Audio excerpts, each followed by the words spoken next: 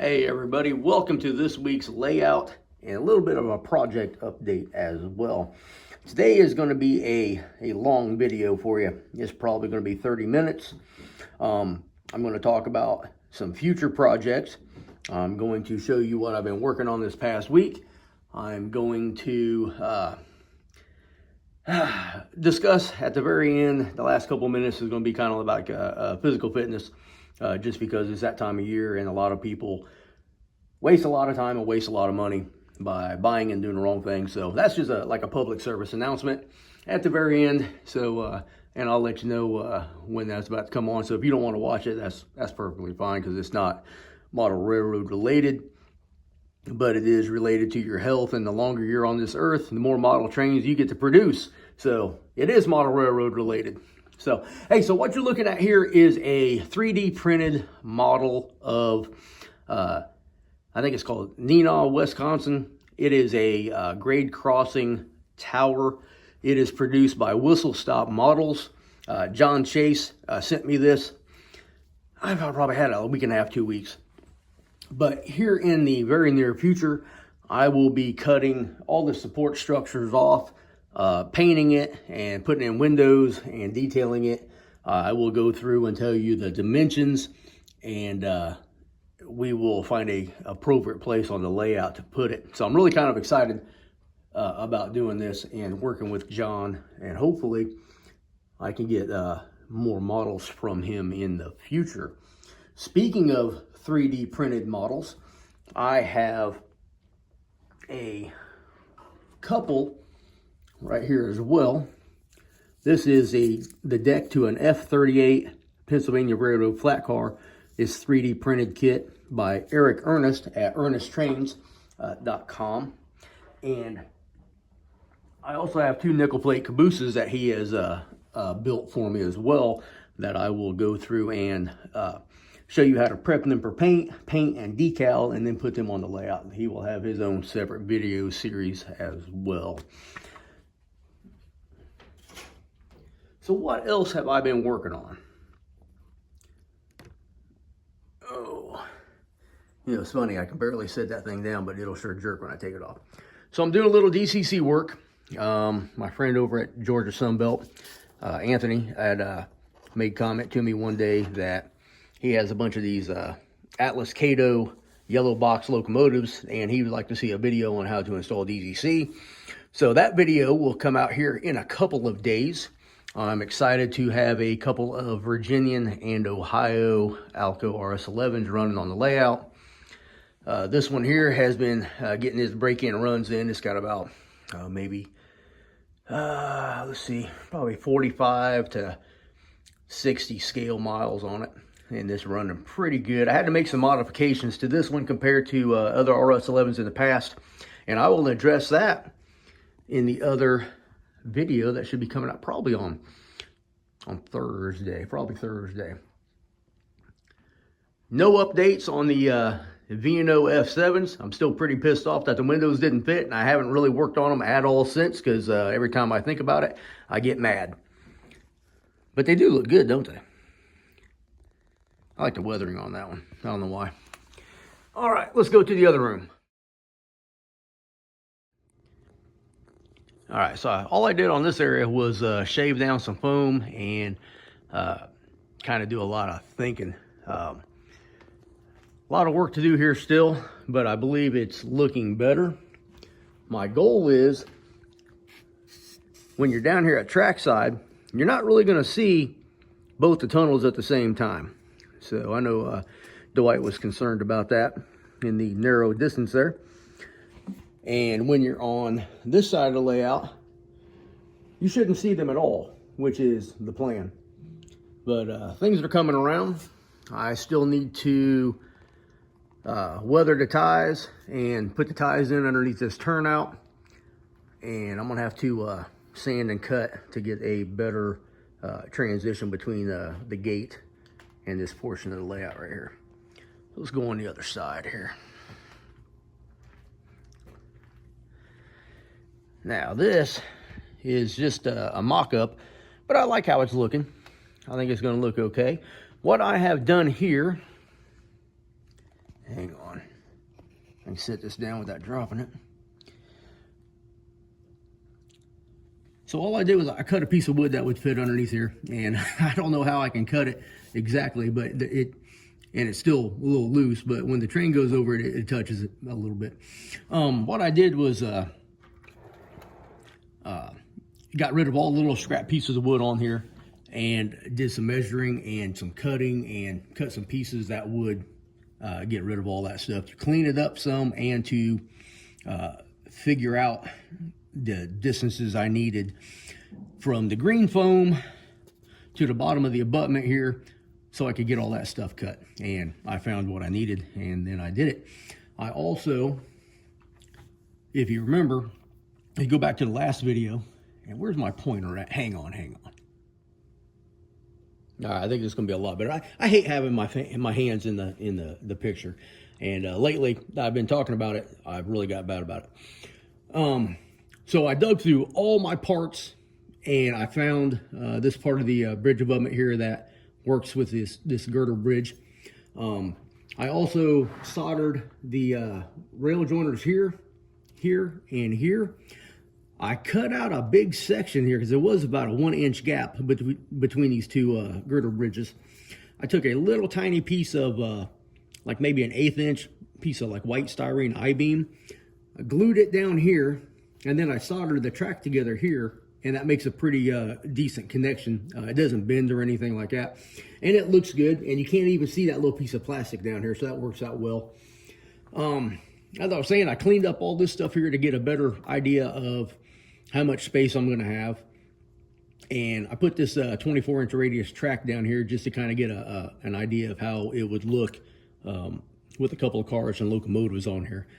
This will probably be just like a beat up branch line, highly weathered. I may even go through and weather ties, which I really don't believe in doing, but I think for the sake of a real good picture, that'll work out. I took some extra walls that I had, and I cut out this tunnel, and I made a new tunnel entrance. I used, I gotta reach over. This one here keeps coming apart.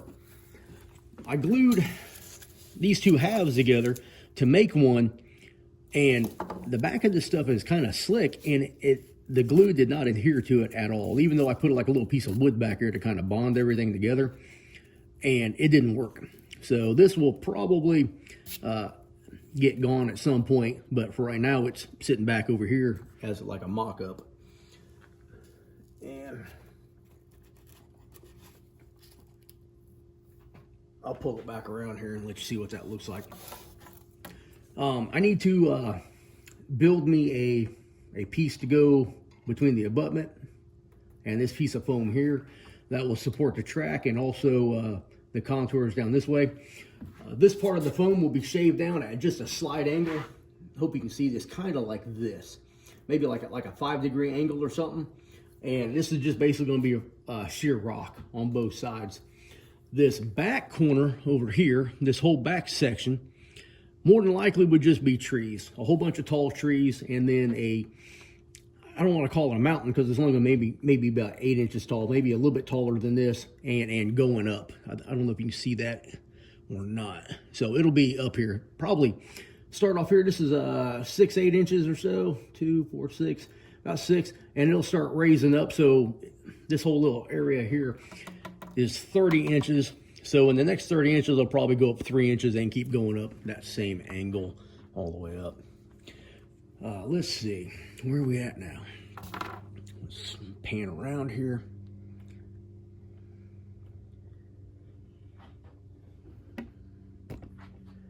I've been working on this abutment seam here. I got this all carved out. I really like how this looks. This is probably the best one that I've done so far, and you've heard me say it in the last, I don't know, 4 or 5 videos, practice makes perfect, and I've really been practicing. And, you know, when you do something one time and it looks okay, you're like, oh, okay, cool, it looks good. But when you've done it 3 or 4 or 5 times, you start getting better at it. And this is my 3rd or 4th culvert that I've installed. And I'm really happy with the way this looks. It looks pretty cool. So I think once it gets some rock in there and all that, it will look even better. There won't be any water in this. It's just drainage runoff and just something for some scenery more than anything. This here is just painted brown. That's all that is, and I'll paint that black actually before I glue everything in there. And I need to paint my rocks here, so they'll be like a really dirty brown and blackish color and all that, because pretty nasty looking. Rocks and a lot of like tall grass down here, and same thing up here, dirt, rocks, grass, and all that. I want to contour this whole area here as well. Probably something like, you know, dropping down maybe like a 1/2 inch. So maybe a 1/2 inch contour from this area down here, just to kind of give it a little bit of texture. And I think it'll make the scene better. I will probably do that the whole way down this track here, this outside track. Now, when I work for the railroad, we might be on like a branch line that only saw a train a day or our local a day, and we always call it the main line. So if I call this the main line, don't get confused with an actual main line. This is just a line that goes to Hudson Coal Mine, which is back over here. And so there'll be like a slight contour here coming down, and probably a lip right here. So if anything derails, it'll hit that lip and not fall down to the floor, because that 54-inch drop is that's hell on anything. So if you remember on Christmas, I had a couple of locomotives fall off the layout because I was running in and out and forgot to shut the gate, moving trains around, and I went to pull it up, and I had a derailment on whatever I was doing in the back room, and then I forgot about the one that was pulling. So I just destroyed 2 of my favorite locomotives, and that was a harsh lesson learned. All right, so let's show you the rest of this. This is going to be pretty cool. You're going to like the rest of this, let me tell you. All right, so Hudson number 1 here, Hudson Coal number 1, has 3 tracks that are 6 feet long right now. I use this Shannara 3-way switch that I originally had over in Apple Creek. It is not DCC friendly, so I have to cut some rails that go to the frogs and whatnot to convert it to DCC friendly. And I ran out of rail joiners, so nothing from here back has any power. The tracks are just literally put together, and that's it. And you can see that right there. But what it did was allow me to play with operations a little bit and figure a few things out. Now I'm still playing with this old Tyco DC control. This thing is not very powerful. If I have 2 locomotives on this track, this 30-foot long track or whatever this is, you really can see the drop in performance. So it's pretty crappy. But this house track here, I was talking about curving it. Well, I decided not to, so I'm going to change it. It's just going to have, it's going to come off here and go perfectly straight. I got this old warehouse sitting there. I think that's going to look pretty cool. This track will probably be a little bit longer. It all depends on where the main line is going to be. And when I say main line, I mean the main line, not the line over here that cuts into Hudson 2. So this section here gets really narrow, and the main line should come through on this about where this homosote's at, this cork, if you would, and it will shoot up between the coal mine and the water tower and go upgrade roughly where I have that white styrofoam right there in the middle of the screen. So Hudson 2, track number 1, goes back quite a ways, and that has nothing to do with the mine itself. It basically is a longer track so I can shove cars back and put together the train. So when the job comes out to work Hudson number 2, it can pick up 30 cars roughly. I could probably fill it out to 35 cars, but the job that comes back here will not be like loading the cars or, you know, anything like that. They would just shove empties in, spot them up, and then leave. And then another job will come out and then pull them. So like for an operating session, I will have them loaded and put in place, and or, you know, and then, you know, I'll have a job come out and spot the empties. That's not too difficult, but 30 to 35 cars max. And there's a reason for that, because anything longer than that, and the head end will be past this switch, and you won't be able to put the train together. I want to be able to have Hudson 2 being worked along with Hudson 1 being worked at the same time.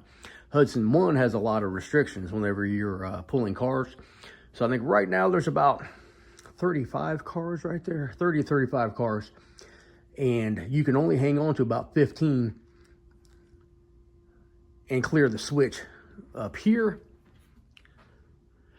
And there's a turnout back here by the gate, so you can't foul the main line. So you're gonna have to pull a track, shove a track back onto the Hudson 2 spur, and then you'll build your train and shoving your cars back this way. So if two trains are trying to work at the same time, it's really not gonna work unless you got the main line up here. So, but what I'm gonna do is I'm gonna demonstrate for you here in a little bit. I got a couple of Alcos here that are gonna do some work, and we will let's see, I'll pull Hudson 2, and then we'll get rid of those cars, and then we'll pull Hudson 1. I mean spot Hudson 2, and then we'll pull Hudson 1. But I think it's gonna work out pretty good. I played around with this last night, and I actually had a lot of fun doing it. And I'll talk you through everything and hope you enjoy it. Also, before I get to that, I'll show you over here. So you see the two levels over here? Okay, so this is the start of a 1% downgrade.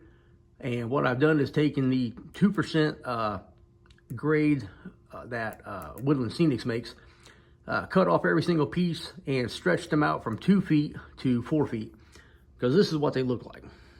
So this is a 2% grade, and it's 2 feet long.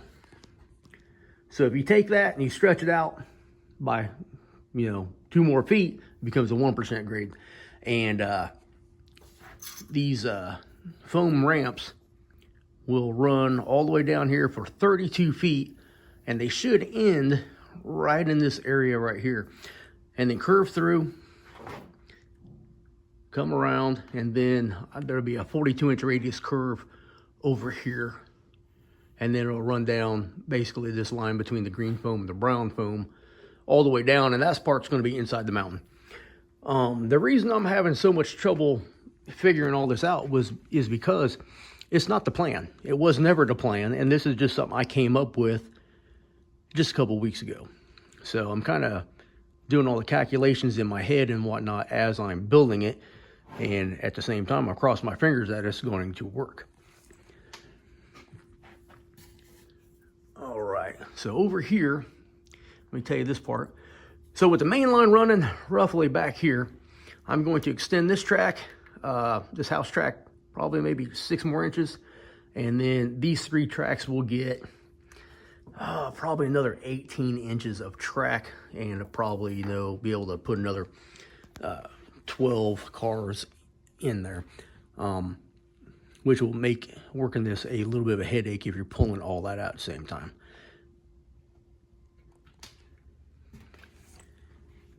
Well, let me go take care of a couple things here, and then I will video and walk you through pulling or spotting the empties in Hudson 2 and pulling loads from Hudson 1.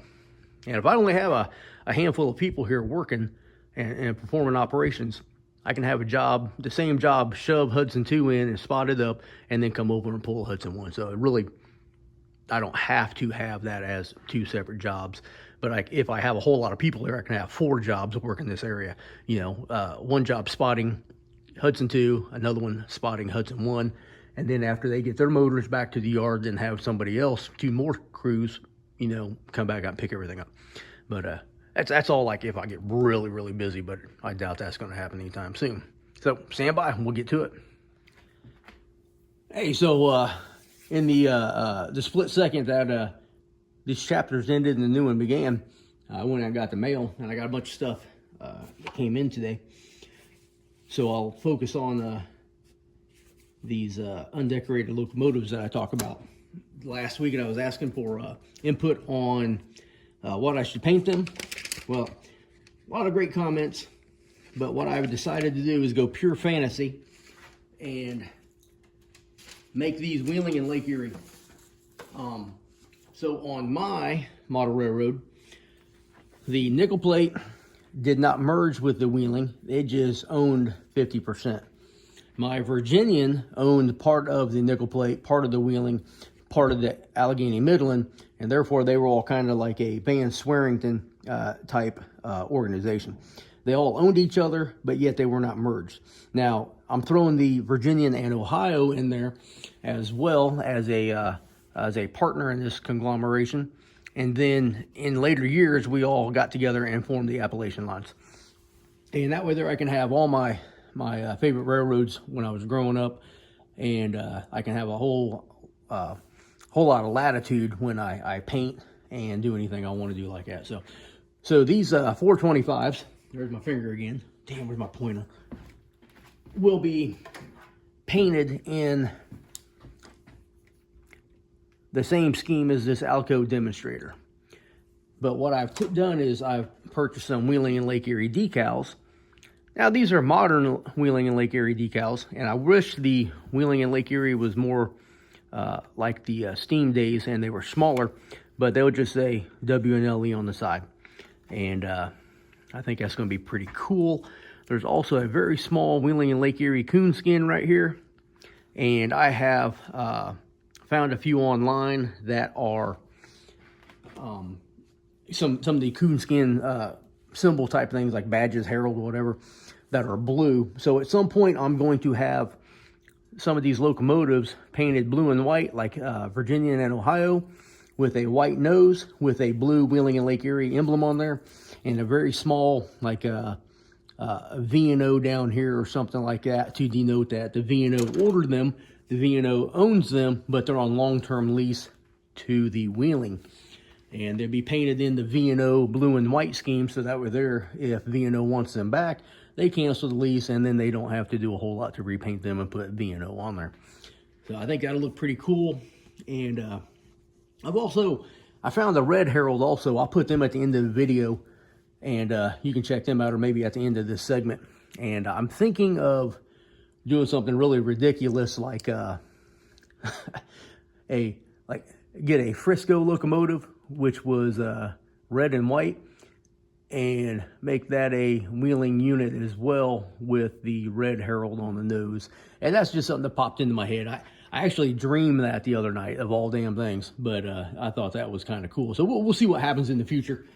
So that'll be one of the many projects that I will try to finish up before May. Now, I talked to Marcus over at the North Carolina Transportation Museum in Spencer, North Carolina, and he told me that May 17th and 18th is when the big train show is going to be over there. So therefore, my open house will be the 17th and the 18th. That gives me roughly, 4.5 months to build an entire mountain and throw some scenery down and a whole bunch of other stuff. So I need to get off my butt and get to work, which is why I'm out here now and it's freezing cold outside. So just to remind everybody, there is no heat in my train room. As long as it's 50 degrees and sunny out, it's usually about 62 out here at the end of the day. So I can come out here in the evenings and work, for at least a couple hours before it starts getting chilly. My back room, if it's 50 degrees and sunny outside, it'll warm up to about 55, 60 back here as well. And that room's always a little cooler than the big room because the windows are blocked and there's only 2 windows back here. But I turn on my electric heaters and it'll be 70 degrees in an hour. And I can work out there all night long at that point. And which is what I did last night. I worked till like 9:30 on some stuff last night. So I really had a really good productive day. And this will be the second very productive day in a row, as there's a lot of prep work that has been finished. So after I shoot this operational aspect of these 2 coal mines, the paint's going to come out, and I'll start painting brown, and the tracks will come up, and it'll be black underneath where the tracks are at, because this is all going to be cinder ballast over here, and a couple other places that will be regular ballast as well. So I got to trim all this stuff up, and then I'll start painting, and then next week when you come back, this will all be brown and start looking a whole lot better. And then I'm going to focus on the bridge scene over there in the tunnel and the track below and all that stuff. and finish building the center bridge abutment that holds the bridge up in the middle. So lots of stuff going on. So you make sure you come back, and we'll get this operation segment started here in just a second.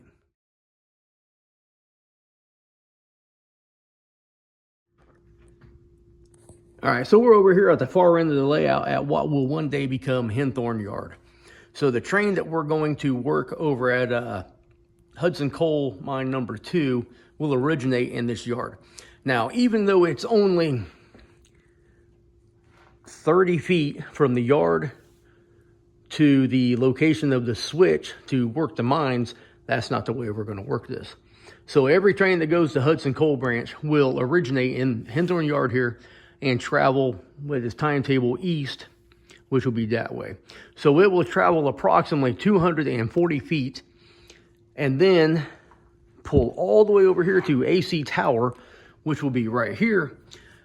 At that point, they'll stop probably where those PAs are at, because that's one reason that I'm limiting train lengths to 30 cars.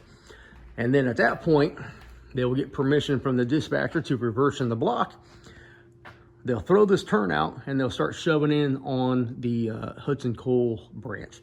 Once they clear the switch, they have to manually return the switch to normal, notify the dispatcher, and at that point, they'll start taking the radio commands from the conductor and the rear brakeman. All right, so they've already shoved back here quite a ways. They're going to come back about another 2 feet, and they will stop the train roughly on this section of dark track. What they'll do then is get the switch, and then they'll take the caboose and place it on the house track back here by that old beat up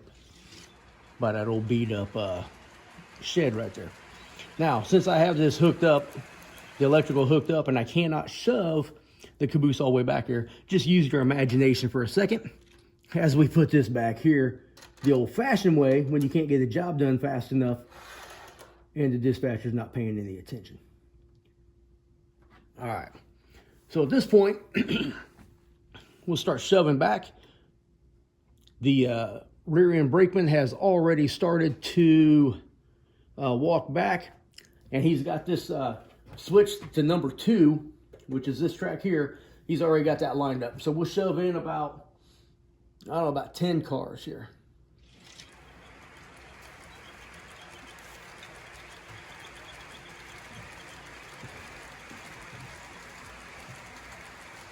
Now, when you play with these old DC controllers, it really makes you miss your handheld wireless control system.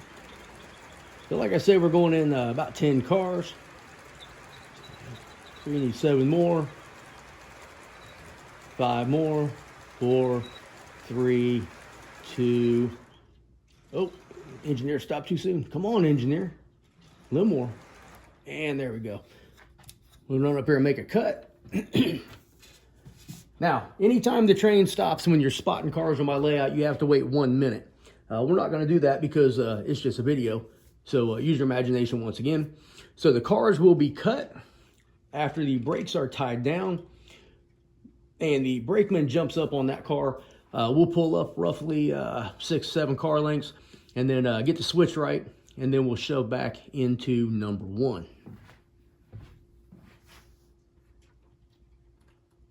And my brake sticks are in a gon riding around the layout someplace. I'm not quite sure where it's at.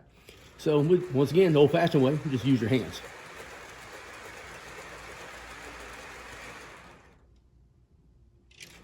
Now, how did we ever enjoy playing with trains with this setup like this? This is ridiculous.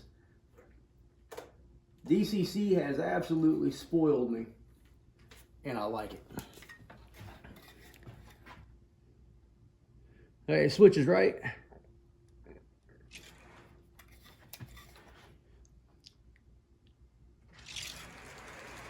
Shoving back into number 1 at restricted speed, if you couldn't tell that.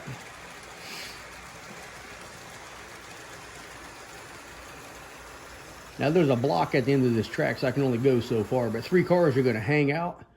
Come on now. On this side of the coal tipple. Come on, this ain't sold. And that's about it right there. Once again, 1 minute. Tie your brakes, make the cut. You can pull on out at this point. Now for most jobs, all you'll do is come up here and shove in and get your cab. Now this switch is a number 4. The one over here at Hudson Coal number 2 is a number 4. And if you've watched any of my other videos, normally when I have a number 4 switch, I do not like locomotives going through there. So you'll have to hang on the cars to pick up any cars or spot cars that are in there. But in this case, this is the only exception. Only small locomotives can go through there, so it's probably going to be like your GB38s, your RS11s, and smaller locomotives. 2 axle, 4 axles will probably be fine. 6 axles are absolutely prohibited, and that will make it a challenge for locomotive or for the crews to come down here and do any work. Now, there's a whole bunch of different ways to work this, and you can, make more moves than what I just did and do it and get that caboose in and out of the way. Or you could even shove the caboose over here to HC number 1 and just leave it there, because locomotives can go in and out of there as well. But I like how this is working out. Maybe next week I will show you guys Hudson Coal number 1 here being worked in the background. And because I think this video is probably close to 30 minutes. And it's a lot of us me talking and everything like that. But big changes are about to occur with this section of the layout. I'm really excited about this. When I designed this layout, I did not have any industries on here whatsoever. I just had the plan that there's going to be a town here, and let me figure everything out as I go along. I used any rail to design my layout, and then my computer crashed and I lost it all. So all I have is one single printout of the overall plan, and I think it was like version number 1. When my computer crashed, I was on version 12, and it was it was a heartbreaking experience to deal with that. A lot of stuff. Luckily, I did a lot of it in my head, and then I put it onto the computer, so it wasn't all that bad in the long run, with the exception of I have to remeasure everything and kind of rethink everything a little bit more detail than what it was before. But so at this point, I'm going to talk a little bit about physical fitness and everything.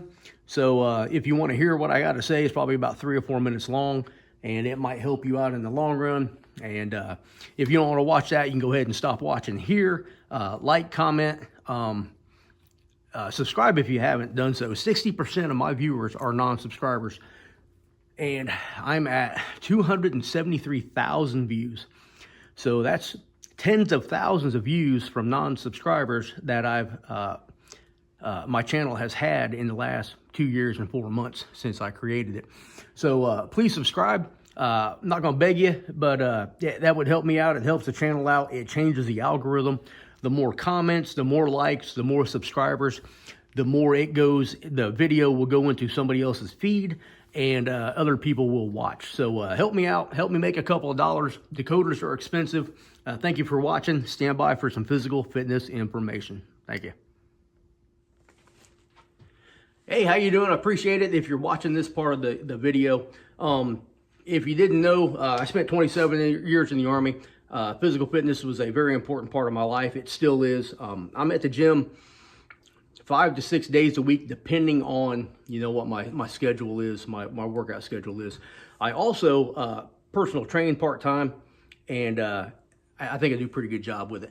Let me tell you this much. At this time of year, when people start thinking physical fitness and decide that with this New Year's resolution, I'm going to get fit and change my lifestyle and all that stuff, 95% of the people fail. So don't be part of the 95 that fail. Be part of the success stories that come around next year when you can say, I did all this year. The most important thing to remember is diet. And diet is not a bad word. Diet just means how you eat. It doesn't mean, chicken and broccoli every single day, or salads and stuff with no flavor. There are plenty of cookbooks out there that have healthy meals in there that you can prepare, and it's good for the whole family. So I challenge you to do something like that. I did. My wife, she likes all the stuff I make, and I'm the chef of the house right now. Secondly, when you start going to the gym, it can be Planet Fitness or anything else, just remember to go light. You don't need to do a whole lot your first probably 30 to 60 days in there. You need a chest press. You need some sort of a back row. You need a leg press. And if that's all the time you have to do, that's all you really need to do. As you get more experience in the gym, that's when you start piling on other exercises and stuff like that. If you do any research about fitness online, especially YouTube, you're going to get 10 different videos that tell you 10 different things about the exact same thing. It's everybody's opinion. It's not necessarily fact. So if you got any questions about something like that, just feel free to ask me. You can ask me in a comment or send me an email, and I'll do my best to help you out. But diet is everything. You need to lower your calories. That's how you lose weight. But you also need to put on some muscle. Otherwise, you're just going to be a bag of bones and some loose skin. So you need to put on muscle, because muscle helps you prevent injuries in the future, and it also helps you burn calories while you're at rest. The more muscle you have, the more calories at rest you burn. You don't have to do a ton of cardio to lose weight. Cardio sucks. I do very minimal cardio. If you can walk 3 miles in an hour, that's roughly 600 calories. Do that 3 to 5 times a week, and you're going to be fine. If you're on a 2,000 calorie diet, you will lose weight. You have to burn 3,500 calories to lose 1 pound. 3,500 calories to lose 1 pound. But it seems like you only need 100 calories to gain a pound. Don't ask me how it works, but it's easy to gain weight. It's hard to lose it. So stay focused, stay motivated, and have short-term goals. Don't just say, hey, I'm going to lose 50 pounds. And when you don't start losing any weight right off the bat, you get discouraged and quit, because your body, when you start the process of dieting to lose weight, your body compensates and fights that by trying to keep weight and put weight back on.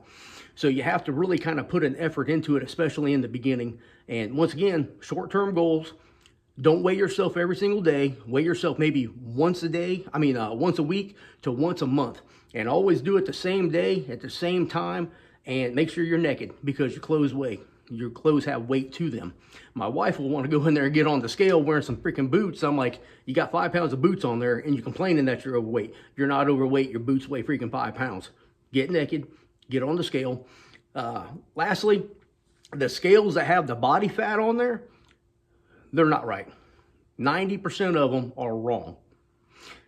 According to the scale, I am 27% body fat with a BMI of almost 29. I am almost obese. I'm 5'9", 190 pounds, and I'm actually 20% body fat. I'm pretty solid dude. I'm not overweight whatsoever. If you look at me, I don't look fat. I don't have a belly. I have shape and form, and pretty strong for a guy my age, my size. So the whole premise of the BMI, you have to take it in stride, because it does not compensate or even look at your muscular mass. It just looks at your height and your weight, because my doctor says I'm supposed to weigh 160 pounds. And she said, you'd be even better if you was at 155. I'm like, I'd be skinny as a freaking dead tree. There's no way I can weigh 155 pounds and be healthy and look healthy. I look like a freaking skeleton. So do your research and stay away from all those stupid ass supplements out there. 99% of the supplements do absolutely nothing for you. That testosterone booster that's on TV all the time with the football player and the baseball player saying, take this, you'll feel like a man and your wife will like it too, is garbage. Go read the reviews on it. Out of about 25 reviews, most people said, I got nothing out of this. One guy said, I feel great. And that's probably the placebo effect. If you want to raise your testosterone, you can take this stuff called Forgeria Agrestis. It raised mine 75 points. It still didn't put me back where I was when I was like 30, but it did make a little improvement, but I still didn't feel, you know, like I did when I was in my 30s. So you got to be mindful of all that stuff. Do your research.